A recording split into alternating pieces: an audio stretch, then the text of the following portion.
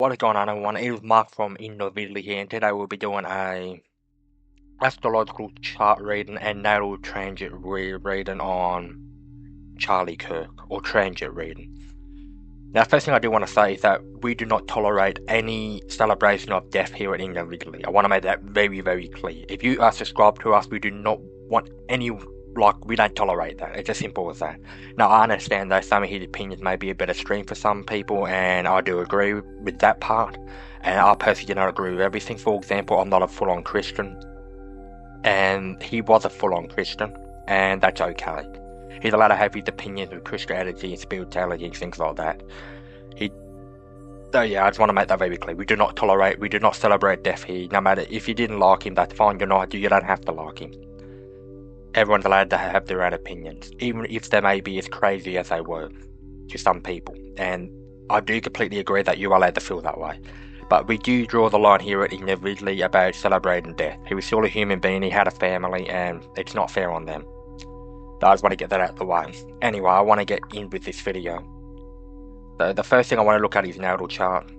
So if you go over to Libra, he had his sun in Libra and he had his moon in Libra.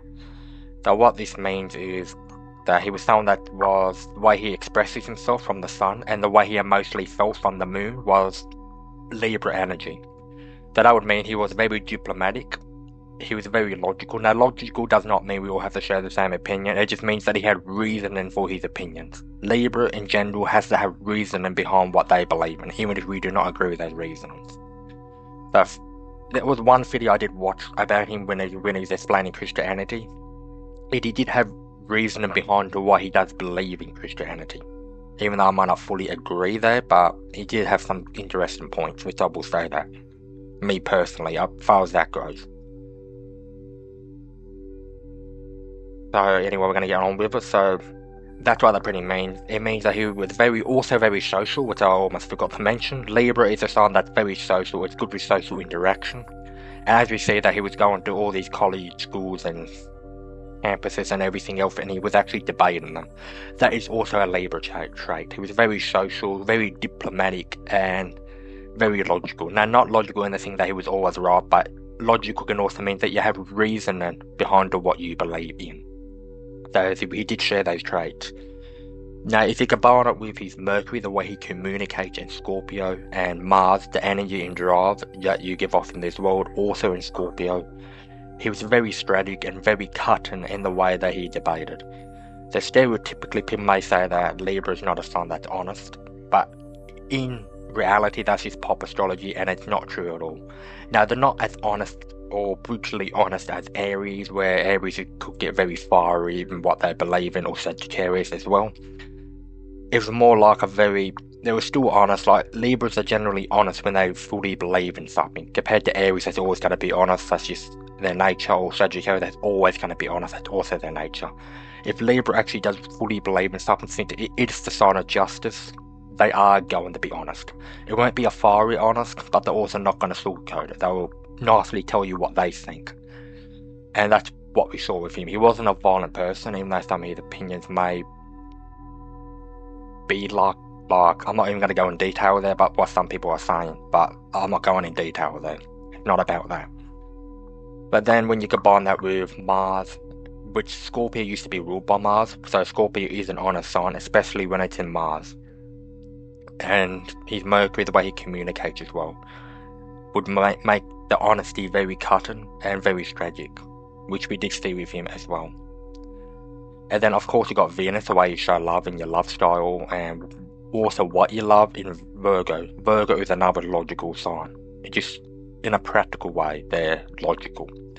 So he would have a desire to be logical, and what he loved was to be logical. Now, like I say, logical does not mean you have to agree with everything he says. Opinions can be complicated.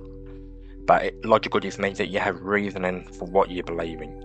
So you're not blindly believing in something within yourself, in your world, you think you have reasoning. That's what that means. Anyway, I'm going to get on with the transit chart.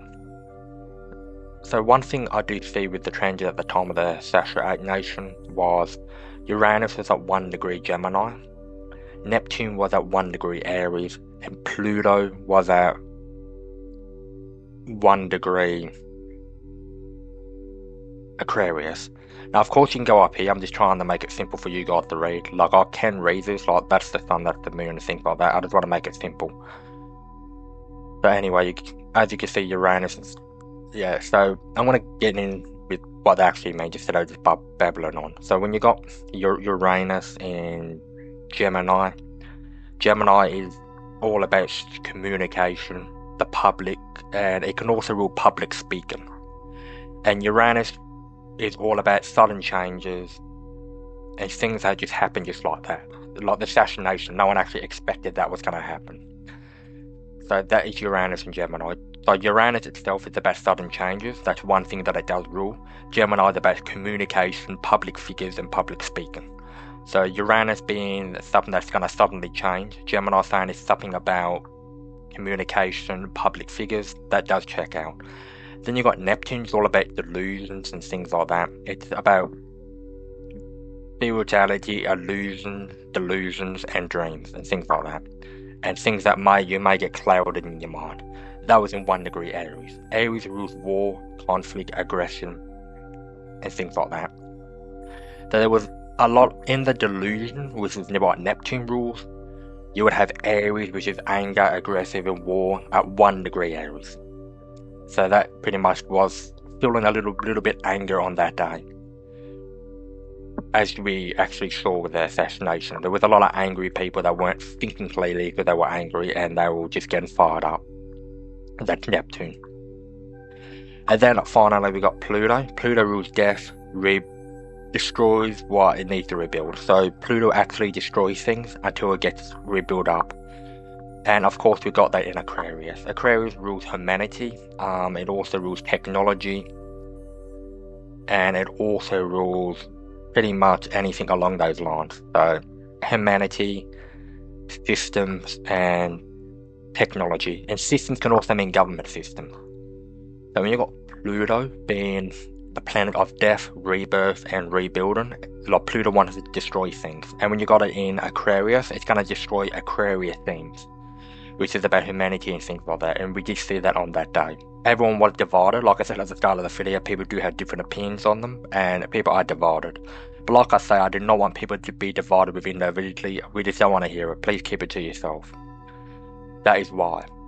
So yeah, that's all we got with the transit chart on that day. So when you got planets in 1 degree or 0 degrees, it means it's entered a new sign. And when you got multiple planets, pretty much, especially generational planets, like Uranus, Neptune, planet, like Pluto, I mean.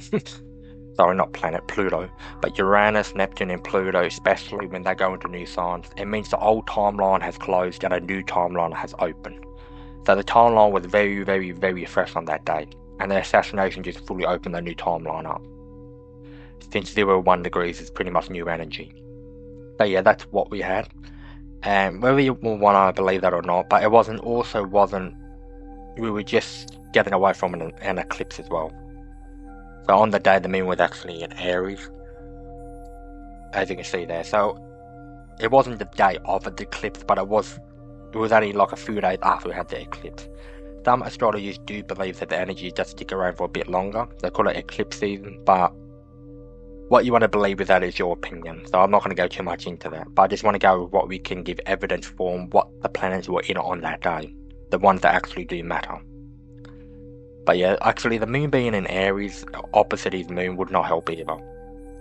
And there's another thing I do want to mention, is that Mars was in Libra and his sun was in Libra. The sun does move slowly and he moves like a degree a day. Mars also moves very slowly, pretty much at the same rate. So we could be fairly confident that his Mars and Sun were conjuncting each other. So Mars conjunct Sun. So what that means, like I said, Mars is about energy, it's also about aggression since it rules Aries. It's also about war and things like that. All Aries themes is what Mars rules, and it was conjunct his Sun, which the Sun's all about your identity, it's about how you express yourself and things like that. So that could mean on that day it was a lot of aggression and anger towards his identity and things like that, which did eventually sadly led to his death. So yeah, that's all I'm going to say. Like, the Mars conjunct Sun did not help either, plus all the other changes that were on that day. But anyway, that's all I'm going to say in this video. That's pretty much, once again, I'm only mentioning this video, I wasn't sure I was going to make it, but once again, astrology never misses again. It's pretty accurate once again. So yeah, that's all I'm going to say. All I'm going to say is that we are in, especially the United States, you are definitely in for a lot of society and political change. Like based on these changes, that's what I see. So yeah, I thought I'd just warn you that there's a lot of political change coming. That's all I can say. It's actually coming. So yeah, that's what I'm going to say in this video. I'm not going to babble on anymore. I'm going to end it right here. If I have any respectful questions, put them in the description or the comments below, and I will answer them. Thanks again, and I'll see you in the next video.